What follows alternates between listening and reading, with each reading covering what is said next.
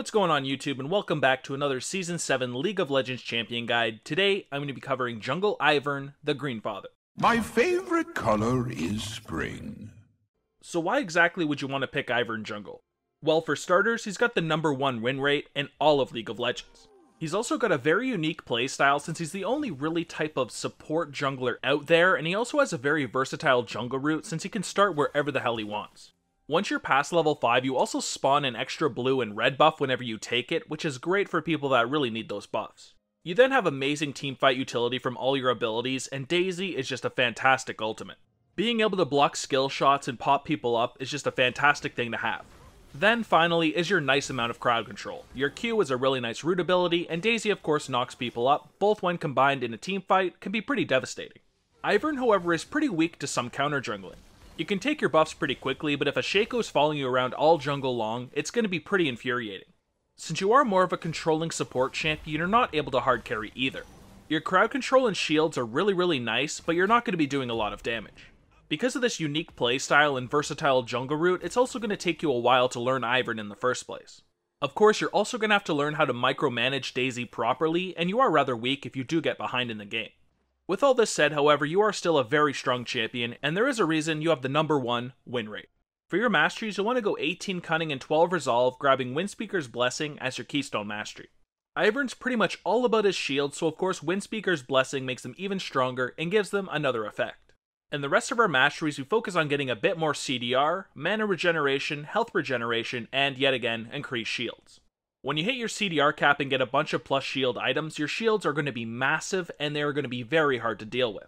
For your runes, you'll want to go for attack speed reds, scaling health yellows, scaling magic resist blues, and movement speed quins.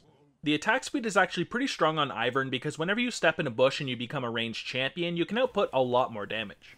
The scaling health is really solid for increasing your tankiness, and you don't need the armor because you're not actually taking damage from minions.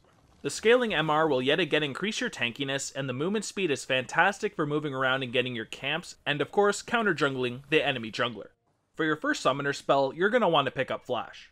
You're a champion who lacks a built-in escape ability, and Flash can save you in all sorts of different situations. You of course can also use the spell offensively.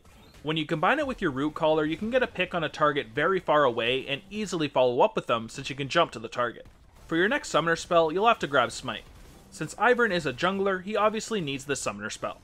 Even though you don't even bother building a full jungler item, you still need this in order to free monsters instantly in a grove without having to wait for that full timer. It's also fantastic for counter jungling because you can take a camp instantly with your Smite. Your passive is Friend of the Forest, and this allows you to take jungle camps without actually fighting them. Ivern cannot attack or damage non-epic monsters. Instead, targeting a jungle camp initiates a 2.5 second channel that, upon completion, place the monsters in a grove. Placing a grove costs between 174 and 161 based on level health, and 135 to 67 based on level mana, and cannot be cast if Ivern lacks the resources. The grove matures over 4 to 6 seconds based on level. When fully matured, Ivern can interact with the camp again to instantly free the monsters, sending them away, receiving their full gold and experience bounties. Smiting a camp within a grove will instantly free the monsters regardless of its maturity or current health. Also at level 5 and beyond, you will double spawn blue buff and red buff. Your Q is Root Caller, and as the name would suggest, this is your rooting ability. When activated, Ivern throws a vine in the target location, dealing magic damage to the first enemy hit and rooting them for a short duration. Ivern and his allies can target enemies rooted by Root Caller to dash to them, placing themselves at their attack range from the target. It has a 70% AP ratio, which is pretty decent, and the root duration scales as well, making it a really solid ability. It travels somewhat slow though, so at a long range, it can be hard to land. But regardless, when you are coming in for a gank, this is probably your most important ability to land, because not only do you root the target, but everybody can also dash to them so they can close that gap. This is basically one of the main reasons Ivern is such a strong jungler, even though he doesn't do very much damage. Your W ability is Brush Maker, and that's exactly what it allows you to do. Make, brush. Passively, while in a brush, Ivern's basic attacks gain 325 bonus range for a total of 450 range and deal bonus magic damage. These bonuses persist for 3 seconds after leaving the brush, and Ivern stores a charge of Brush Maker periodically up to a maximum of 3 stored at once. When activated, Ivern grows a patch of brush at the target location for 30 seconds, revealing the area within and around it for 3 seconds. Brushmaker spawns more brush if used near terrain. So this here is a pretty decent ability because it does actually allow you to do some extra damage on your auto attacks if you do go into brush. If there is absolutely no brush around, then you can simply create it yourself. Of course, since this is brush, it acts just like normal brush, and if you are inside it, you are hidden. This makes it really solid if you're using it in the Dragon and the Baron pit, because if the enemy's trying to move in, they're not going to know exactly where you are. Ivern's E ability is Trigger Seed, and this is his incredibly strong shields that also detonate in slow and trigger everybody. Do you, see what I did there? So, when activated, Ivern gifts a Trigger Seed to the target allied champion, himself, or Daisy, shielding them for 2 seconds. At the end of its duration, Trigger Seed bursts, dealing magic damage to all nearby enemies and slowing them for 2 seconds. The shield and magic damage have a nice ratio of 70 and 80% AP, and the slow is actually pretty strong at between 40 and 60%. So this here is your bread and butter ability, and it's the main reason Ivern pisses people off. When your CDR capped, it's basically only going to have a 4-second cooldown, and with all your plus shielding items, they're going to be so huge that they can't even take them off before you can use it again. When you combine this shield with your Q and ultimate's crowd control, it's going to be insanely hard for people to take down targets when there is an Ivern nearby. Basically, to use this effectively in teamfights, whoever's taking a lot of damage, put it on them. If the enemy's focusing your tank, just put it on them, make them even harder to bring down, and they're also going to slow everybody around them. Of course, if they jump on your AD carry, this will make them a lot more durable, and they'll also slow, which will make kiting a lot easier. Your ultimate is Daisy, and this allows you to summon basically a massive rock golem that destroys face. So, when activated, Ivern summons his sentinel friend Daisy at his side, who remains on the field for 60 seconds as a controllable minion. Daisy's basic attacks apply stacks of flower power, resetting whenever Daisy attacks a new target. Versus a target with 2 stacks, Daisy's next attack gains bonus attack range and sends forward a shockwave that damages and knocks up all enemies hit in a line for 1 second. Flower power cannot happen again for 3 seconds. Her health, attack damage, and resistances also scale off of your ability power, so she becomes stronger as you do gain items.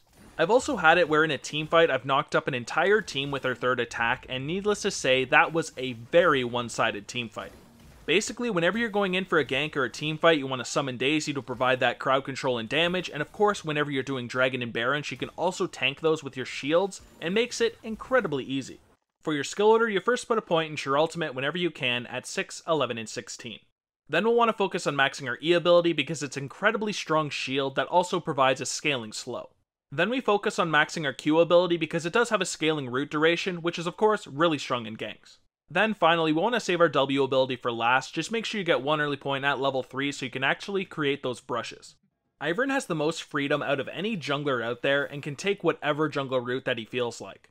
Usually, I'll try to find out where the enemy jungler is starting so I can go for an invade play.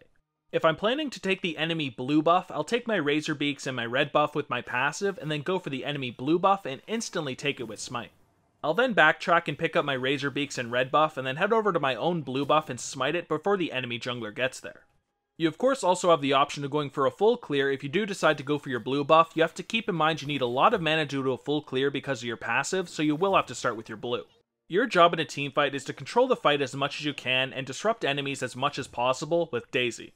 Proper micromanagement can knock up important targets and help your carries peel at the same time. You're also going to want to use the insanely strong shields from your Trigger Seed to keep your carries alive while also providing peel for them with the slow that it does provide when it detonates. Finally, your Root Collar should be used to help your carries either peel away from high damage targets or of course get on top of high kill priority targets.